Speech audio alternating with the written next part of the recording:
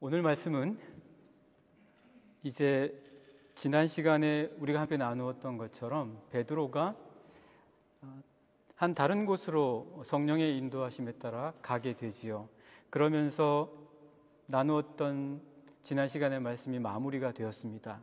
그리고 나서 그 이후에 그 옥을 지키던 파수꾼들과 헤롯 왕 사이에 벌어진 일, 그리고 그 이후에 교회와 바나바와 사울에게 있었던 이 일이 어떻게 진행이 되었는지에 대한 말씀입니다. 그래서 여러분들 저희가 함께 말씀 보신 것처럼 이 말씀의 마지막 25절에 보시면 이런 모든 상황과 사건들 속에서도 바나바와 사울이 본래 자신에게 주어졌던 예언의 말씀을 통해서 감당해야 되었던 부조의 사명을 다 감당하고 무사히 예루살렘을 떠나서 안디옥에 이르는 모습을 보게 됩니다. 시작부터 사실은 쉽지 않은 일들이었습니다. 왜냐하면 바나바와 사울 모두가 안디옥 교회 아직 신생교회잖아요. 그리고 그곳에서 말씀을 가르쳤어도 아직 1년여 시간이 지난 이후 더 많은 것들을 통해서 교회가 자라고 풍성해져야 되는 부분들이 많이 있었을 터인데 예언에 따라서 흉년이 들 것을 듣고 부조를 감당하기 위해서 떠나는 것이 쉽지 않았을 거예요.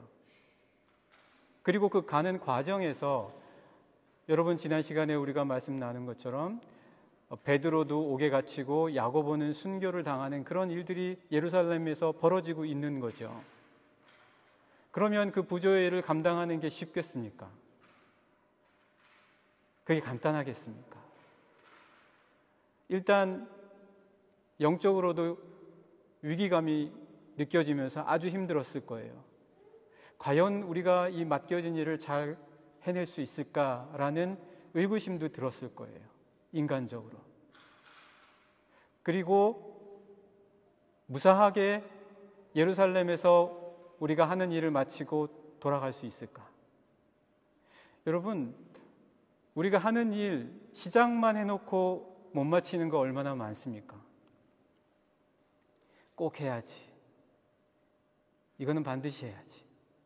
계획은 했는데 제대로 못하고 마치는 게 제법 많아요. 정말 하나님의 은혜 가운데 잘 했다고 해도 돌아보면 부끄러운 순간들이 또 많이 있어요.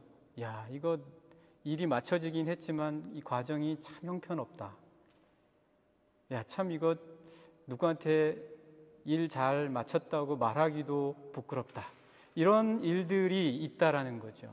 아니면 이제 뭔가 시작하려고 하는 분들은 시작은 어찌됐든 해보게 되는데 이거 잘 할 수 있을까라고 하는 염려가 들 수도 있을 겁니다. 이러한 모든 일들을 과연 어떻게 우리가 잘 그리스도인으로서 감당할 수 있겠냐? 관리하는 능력이 필요하다는 거예요. 관리할 수 있어야지 돼요. 관리 못하면 시작해놓고 마치지 못하는 경우가 허다합니다. 관리하지 못하면 그 과정이 엉망이에요. 그 과정을 감당하지를 못하는 거예요. 그래서 중간에 포기하게 되는 거죠.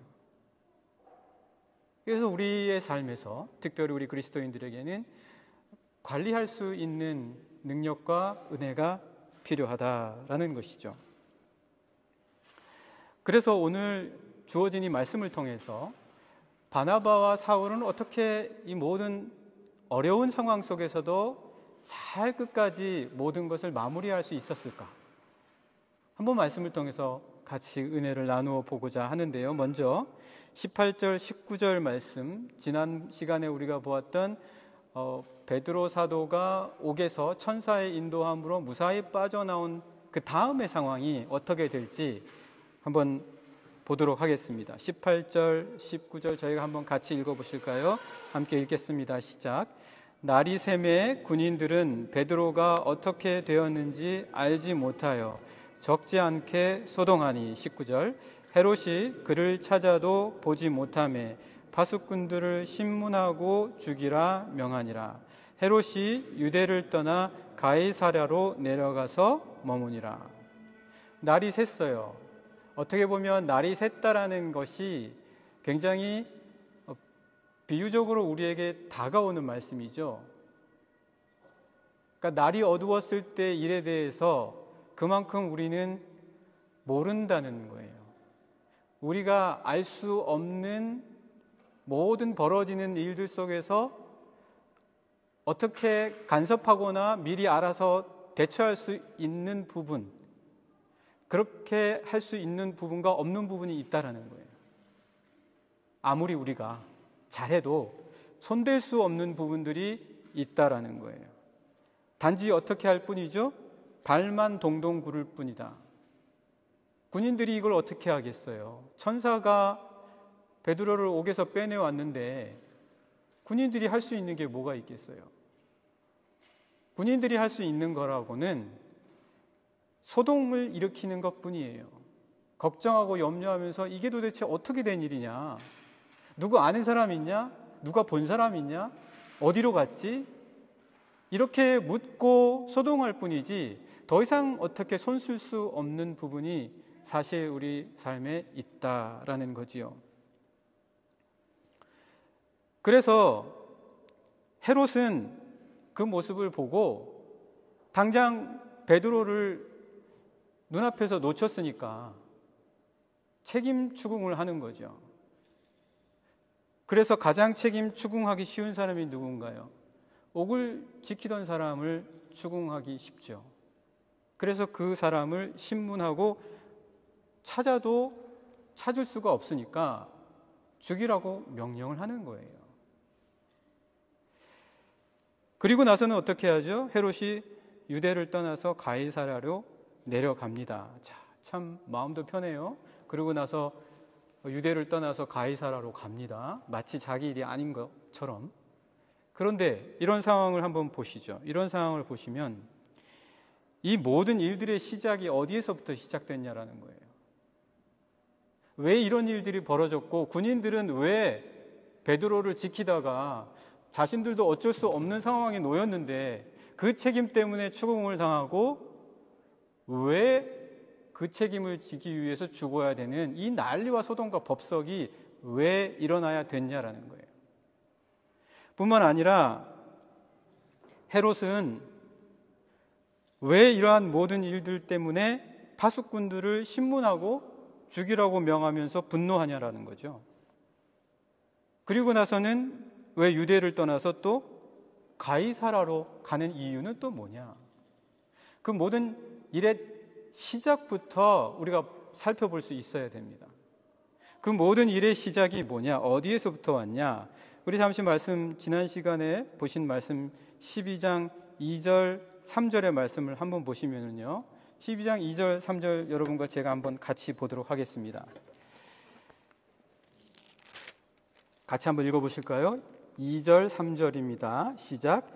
요한의 형제 야고보를 칼로 죽이니 유대인들이 이 일을 기뻐하는 것을 보고 베드로도 잡으려 할새 때는 무교절 기간이라. 이 일의 시작은요, 만족시키려고 했던 거예요. 야고보를 칼로 죽이고 또 베드로도 잡아서 손 좀 보려고 하는 것, 이 일의 시작은 유대인들이 이 일들을 기뻐하는 걸 보고 그들의 기대를 만족시키려고 했다라는 거예요. 우리들의 삶에서도 참 누군가 만족하게 만들어 주려고, 누구 만족시키려고 애쓰고 돌아다닐 때가 그렇게 많아요. 네, 이 사람도 만족시켜야 되겠고 저 사람도 만족시켜야 되겠고 부장님 만족시켜야 되고 사장님 만족시켜야 되고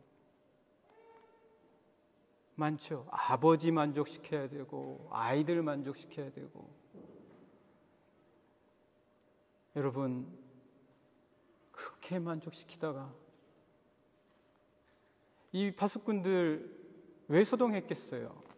그거 만족시키려고 하는데 자기들이 어떻게 할 수 없는 부분에 이렇게 되는 거예요. 이 모든 일들의 시작이 바로 거기다. 자, 그래 놓고는 자기는 또 가이사랴로 가네요. 그럼 가이사랴를 왜 갔어요? 역사학자 요세푸스의 이야기와 기록에 따르자면 가이사랴에서는 로마 황제 글라디우스의 축제, 그 축일이 있어서 그곳에 축제를 벌이기 위해서, 그 축제에 참여해서 로마 황제에게 잘 보이기 위해서 갔다라는 거예요. 지금 거기서 머무를 시간이 없던 거예요. 그 복잡한 일이 있었는데 그 일을 어쨌든 처형시키는 걸로 빨리 끝내고 자기는 또 빨리 잘 보이기 위해서 로마 황제에게 잘 보여야 되잖아요. 그거 누가 왕권을 줬어요? 세상에 그 왕권을요. 로마 황제가 줬거든요. 그러니까 그 로마 황제에게 잘 보여야 되니까 또 거기로 급히 간 거예요. 로마 황제 만족시키려고. 사랑하는 여러분, 누군가 만족시키는 삶이 이 정도까지 만족시키면 되겠지라고 생각하시겠죠? 그러나 끝이 없습니다. 누군가를 만족시킨다는 건 끝이 없는 일이에요. 만족 자체가 그런 거예요. 만족은 끊임없이 채워져야 만족이 되고 또 만족이 돼야 되고 또 만족이 돼야 되는 거예요. 그래서 사도 바울은 나는 자족하기를 배웠다라고 이야기합니다. 나는 자족하기를 배웠다. 영국의 청교도 신학자 토마스 왓슨이라는 분은 이 자족이라는 것에 대해서 정의를 내려줘요. 그의 책 자족하는 법이라는 책에서 이 자족이 뭐냐라는 것을 정의를 내려주는데요. 제가 잠깐 짤막하게 요약해서 말씀을 드리면 자족은 환경이나 행위에서 나오는 것이 아니라 하나님이 주시는 것입니다. 여러분, 만족은 환경에서 채워지면 오는 거예요. 그리고 사람을 통해서 와요. 만족은 그런 거예요. 만족은 사람을 통해서 오고 환경을 통해서 온다. 그러나 자족은 하나님이 주시는 것이다. 그래서 그 사람에게 만족을 받지 못하더라도 자족할 수 있어요. 환경에서 만족을 얻지 못하더라도 자족할 수 있다는 거예요. 하나님에게만 받을 수 있다면. 그리고 또 어떻게 이야기합니까? 인간의 자족은 외부 환경을 운명으로 받아들이는 것이지만 인간도 자족한다는 사람이 있어요. 나는 모든 거에 자족해. 만족 안 해도 나는 자족해라고 하는 경우가 있다라는 거예요. 그런데 그런 경우는 대부분 그냥 운명처럼 내 팔자야 라고 받아들이는 경우가 허다하고 대부분이다라는 거죠. 그러나 이거는 그렇지 않다라는 거예요. 하나님께서 주시는 것이고 또한 이 신앙의 자족은 내적인 것으로 내 안에 이미 주어지는 것이라는 거예요. 그래서 우리가 외부의 사람이나 환경으로부터 받기 위해서 그렇게 쫓아다니 헤롯처럼 유대인 빨리 처리하고 또 가이사랴에 또 가야 되는 이렇게 만족을 쫓아서 다닐 필요가 없는 이미 내 안에 내적으로 주어진 것이 자족이다라고 이야기하는 것이에요. 그러면서 토마스 왓슨이 마무리를 짓습니다. 그래서 자족은 하나님에게 만족을 얻는 것입니다. 이렇게 말씀해주고 있습니다. 사랑하는 영락의 성도 여러분, 우리가 삶을 잘 관리하려면요 만족을 쫓아서는 안 됩니다. 자족이 있어야 됩니다. 자족이 있어야 우리가 만족에 휘둘리지 않아요. 내 일이 만족에 휘둘리지 않아요.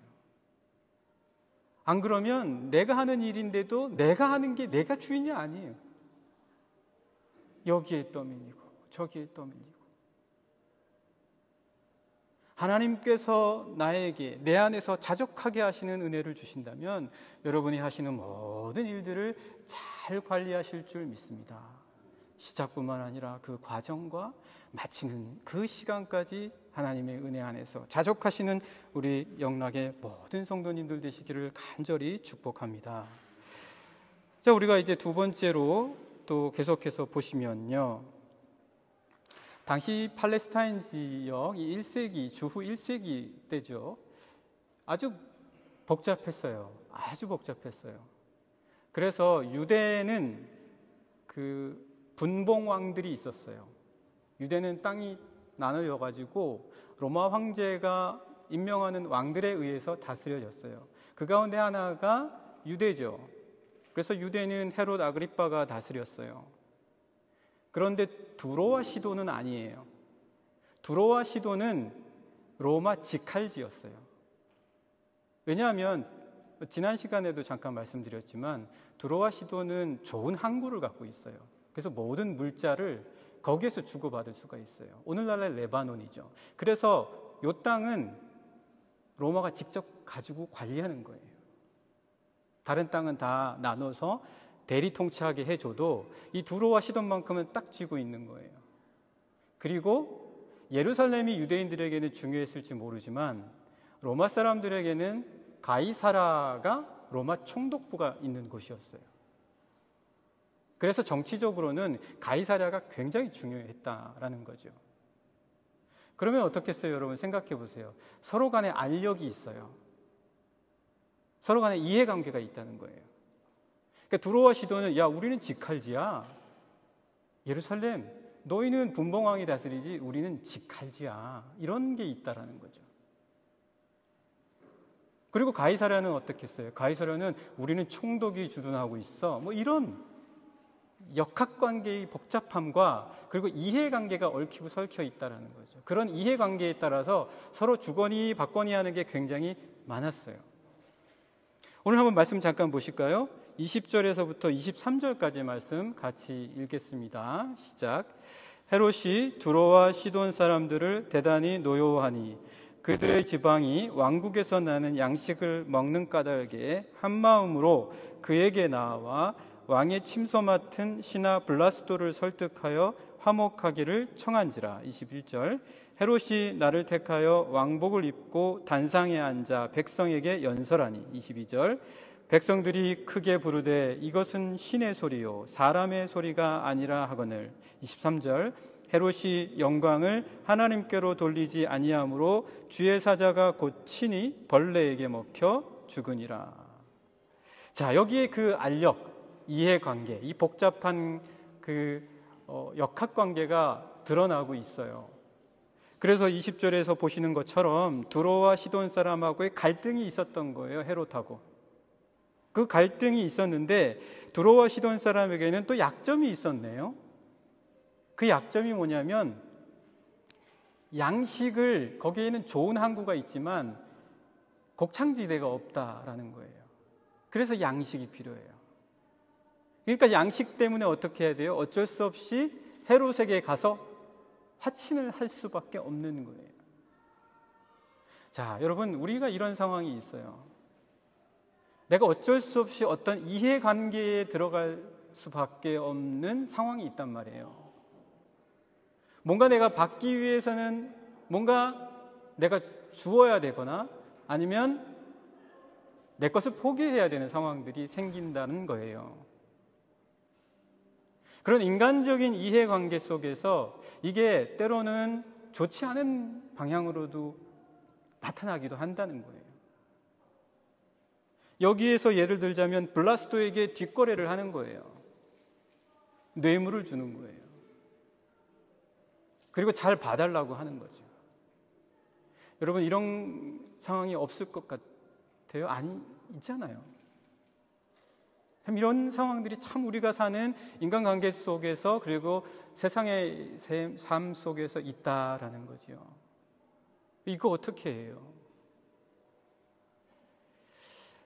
그런데 또 21절의 말씀을 보면요, 헤롯은 또 그걸 또 잘 이용하네요. 그러니까 그런 관계를 교묘하게 이용하는 사람들도 있다라는 거예요. 아니, 그렇게 관계가 설정될 것 같아도 정말 인간적인 유익을 얻기 위해서 그런 미묘한 관계나 이해관계를 이용하지 않아야 되잖아요. 그냥 올바르게 누구에게나 똑같이 이렇게 해야 되잖아요. 그런데 그거를 교묘하게 이용하는 사람들도 있다. 그게 누구냐? 헤롯이다라는 거예요. 헤롯이 그것을 교묘하게 이용하면서 화목하고 자기한테 나와서 무릎 꿇고 그리고 좀 주면서 어떻게 하려고 그래요? 자기 뜻대로 움직이게 만들려고 한다라는 거예요. 이런 관계, 이해관계에 얽혀 들어가는 것이 세상의 삶이다. 예, 그렇죠. 이 헤롯이 얼마나 이렇게 교묘하냐면요, 참 또 나를 택해요. 이런 관계 속에서 나를 택해서, 그리고 아마도 우리가 이번 비전 트립에서 보신 그 에베소의 그 야외 경기장과 같은, 그리고 그 극장 테아터와 같은 그런 곳에 가서 왕복을 입고 단상에 앉아서 연설을 하는 거죠. 그러면서 들어와시던 백성들이 어떻게 하는지를 보는 거예요. 결국 이 백성들이 어떻게 합니까? 이것은 사람의 소리가 아니라 신의 소리다. 이런 관계에서 우리가 어떻게 참 정말 우리에게 주신 일들을, 하나님께서 우리에게 주신 일들을 끝까지 잘 감당하냐. 이런 인간의 이해관계에 얽히지 않아야 되는데, 그래서 말씀은 이렇게 이야기해 줍니다. 이거는 다 벌레 먹는 거다. 이런 관계는 다 벌레 먹는다. 그런 인간적인 이해관계가 여러분을 끝까지 못 지켜준다는 거 알면 여러분들이 어떻게 하셔야 될지 도움이 될 거예요. 그런 관계가 여러분을 끝까지 지켜주지 못한다. 그것만 꼭 기억하십시오. 반드시 벌레 먹는다. 헤롯이 아무리 재주가 뛰어나고 교묘하게 그런 관계를 이용해서 자기의 유익을 취한들 죽어요. 벌레 먹는다는 얘기예요. 거기에 어떤 선이 있습니까? 거기에서 어떤 것으로 자기가 지킴을 받을 수가 있습니까? 그래서 분명하게 23절에서 벌레에게 먹혀 죽었다라고 얘기하는데, 왜요? 이 모든 것은 하나님께 있다라는 거예요. 이것만 여러분 꼭 믿으십시오. 모든 인간적인 이해관계가 아니라, 그것이 나를 지켜주는 게 아니라 하나님이 나를 지켜주신다. 하나님이 나를 지켜주신다. 그래서 여러분, 그 하나님께 여러분을 묶으십시오. 인간적인 이해관계에 묶지 말고 하나님께 묶으십시오. 그것이 어려울 수도 있습니다. 그러나 제가 지금 드린 말씀을 꼭 기억하면서 하나님께 묶으십시오. 창세기 22장 9절에서 14절 말씀 잠깐 보실까요? 창세기 22장 9절에서 14절 말씀입니다. 여러분, 이 말씀 잘 아시는 거예요. 우리가 히브리어로는 아케다라고 합니다. 아케다, 묶다라는 거예요. 아브라함이 이삭을 묶는 거 있지요. 창세기 22장입니다.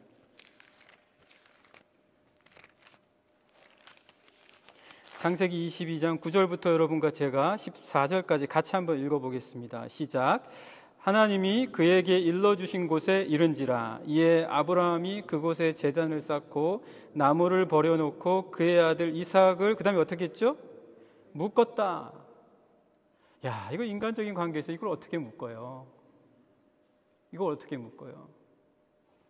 그러나 이거는 지금 하나님께 묶는 거예요.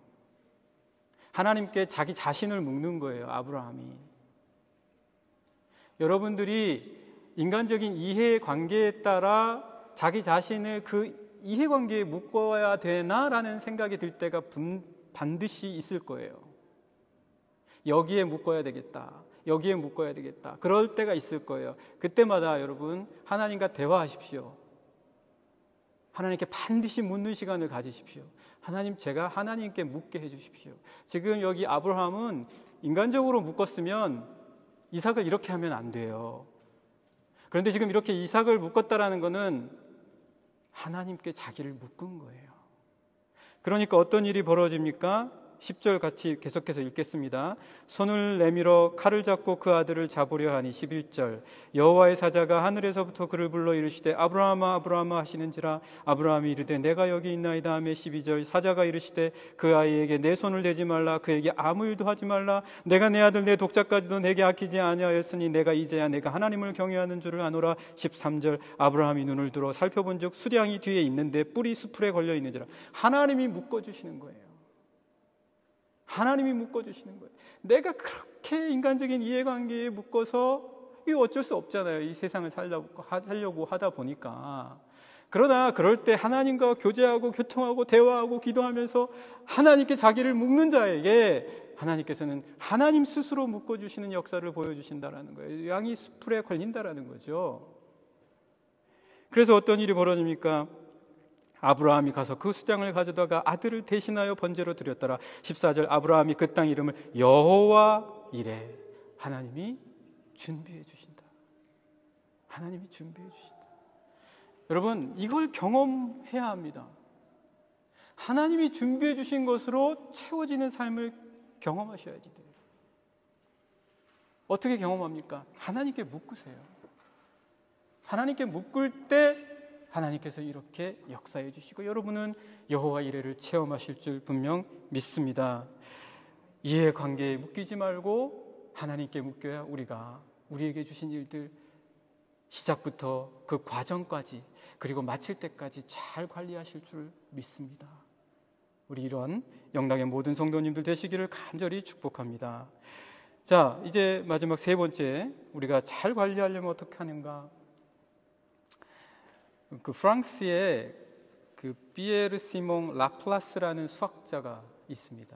피에르 시몽 라플라스. 예. 저는 처음 들어본 사람인데 이거 설교 준비하다가 이제 아는 사람인데 아주 유명한 수학자래요. 예. 저는 문과를 나와서 이공계열 나오신 분들은 다 잘 아시겠죠, 그죠? 이 사람이 굉장히 유명한 그 수학자인데. 이 수학자가 책을 여러 권 저술을 하면서 그 중에 한 권 천체 운영의 체계와 관련된 이런 책들을 나폴레옹에게 헌정을 했대요. 나폴레옹이 헌정을 하면서 이제 좀 자신만만했겠죠. 근데 나폴레옹이 이렇게 대답을 했다라고 합니다. 아유, 당신의 이 책 보니 놀라운데, 근데 그 모든 논리들과 그 법칙들 좋습니다. 그런데 거기에서 하나님의 자리는 어디입니까? 하나님의 자리를 찾을 수가 없습니다. 이 하나님의 자리라는 것이요, 하나님의 자리가 있어야 된다는 거예요. 이 하나님의 자리가 과연 있는가? 오늘 말씀 한번 보시죠. 마지막 부분 24절에서 25절 말씀 같이 한번 읽어보겠습니다. 시작. 하나님의 말씀은 흥왕하여 더하더라. 25절 바나바와 사울이 부조하는 일을 마치고 마가라 하는 요한을 내리고 예루살렘에서 돌아오니라. 자, 24절의 말씀이 이제 헤롯의 이야기가 끝난 다음에 갑자기 나와요. 하나님의 말씀은 흥왕했다. 어떤 대조를 이루고 있죠. 벌레 먹어 죽을 수밖에 없는 한 인간의 피할 수 없는 필연적인 삶, 그것과 대조적으로 하나님의 말씀은 오히려 흥왕하고 더했다라는 거죠. 계속해서 자라났다라는 거예요.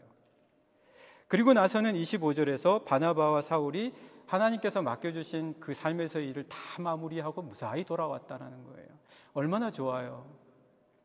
저는 여러분들이 여러분에게 맡겨진 모든 일들을 무사히 다 마치고 그리고 돌아가야 될 곳으로 잘 돌아갈 수 있는 그런 삶에서의 모든 것들을 체험하시고 늘 체험하시고 또 체험하시는, 그래서 주어진 일들을 잘 감당하고 관리하는 분들이 되실 수 있기를 간절히 원합니다. 그러면 도대체 이게 어떻게 바나바와 사울은 이것을 감당할 수 있었냐?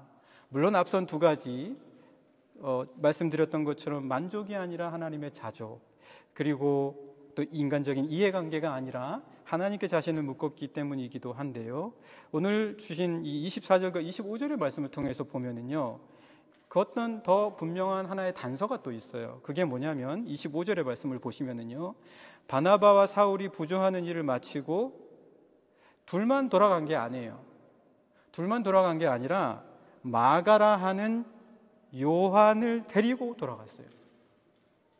이 마가라 하는 요한은 누구냐면요, 초대교회가 예루살렘에서 기도하는 기도의 처소가 없을 때 항상 이 마가의 집에서 모였어요. 그래서 베드로가 옥에서 나와서 찾아간 곳도 바로 이 마가의 집이었어요. 마가의 어머니 마리아, 그리고 로데가 나와서 여종이 문을 두드릴 때 문을 열어주기도 하잖아요. 그게 마가의 집이었어요. 뿐만 아니라 이 마가는요, 마가복음을 저술하기도 했을 정도로 예수님에 대한 이야기를 옆에서 보면서 잘 듣고 있었던 사람이에요. 당연히 어떤 역할을 했어요? 초대교회에서 아주 중요한 역할을 한 사람이에요. 그 초대교회에서 중요한 역할을 했었던, 예루살렘에서 마가라고 하면은 교인들 가운데, 성도들 가운데서는 누구도 모르지 않을 이 중요한 사람이 바나바와 사울과 함께 안디옥으로 갔다는 거예요. 그 말의 의미는 뭡니까? 바나바와 사울이 안디옥에서 왔지만 이미 예루살렘에는 그들을 위해서 기도로 돕고 후원하며 그들을 항상 걱정하고 염려해 주는 사람들이 있었다라는 거예요. 아가보라는 선지자가 예언을 하면서 온 땅에 흉년이 들 것이다 라고 했을 때에 안디옥에 있는 바나바와 사울이 예루살렘에 오는 그 모든 과정 속에서도 잊지 않고 그들을 항상 염려하는 사람들이 예루살렘에 이미 있었다라는 거예요. 그리고 그들의 사역에 대해서 전폭적인 지원뿐만 아니라 그들과 항상 함께 동행하려고 하는 자들이 있었다라는 거예요. 어떤 사람들이에요? 그들이요, 말씀을 의지하는 사람인 거예요. 말씀을 의지하는 사람. 그래서 여기에 마가라 하는 요한도 예루살렘에서 안디옥으로 갔다라는 이 말의 의미는 말씀으로 말미암아 감동받은 사람들이 바나바와 사울을 엄청나게 도와줬다라는 거예요. 그 사역들을 감당할 수 있도록. 자, 이겁니다. 이거예요. 우리 그리스도인들이요, 항상 주신 모든 사명을 다 감당하고 마칠 때까지는 서로 기도해 줘야 되는 거예요. 서로 기도해 주고 함께 모여서 중보해 주고 그리고 말씀으로 서로 격려하는 거예요. 이게 우리 교회 공동체의 힘입니다. 우리가 예배에 나와가지고 말씀만 듣고 가는 거 아니잖아요. 서로 교제하잖아요. 위에서 중보해 주잖아요. 이런 것들이 바로 이 일을 잘 관리하고 마지막까지 할 수 있도록 내 영을 지켜주는 힘이 된다라는 거예요. 세상에서는 얻을 수가 없는 거잖아요. 아까 지금까지 첫 번째, 두 번째 다 보셨잖아요.